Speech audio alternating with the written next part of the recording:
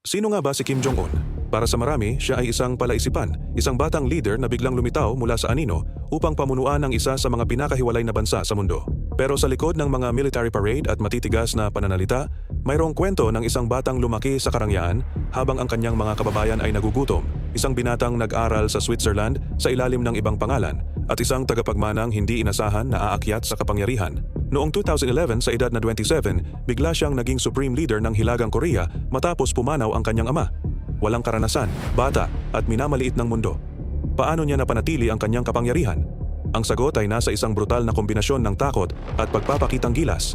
Agad niyang ipinakita ang kanyang bagsik sa pamamagitan ng pag-alis sa sinumang sumasalungat sa kanya, maging ang sarili niyang tiyuhin habang sinisiguro ang katapatan ng militar.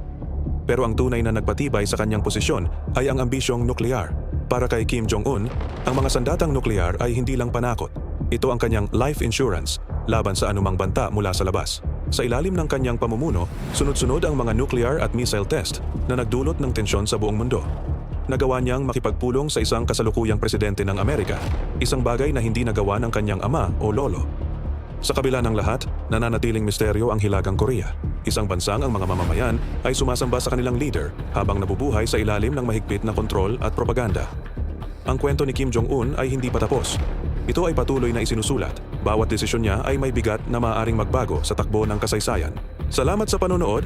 Kung nagustuhan niyo ang ganitong mga content, huwag kalimutang mag-subscribe at i-click ang notification bell para updated kayo sa mga susunod pa nating video.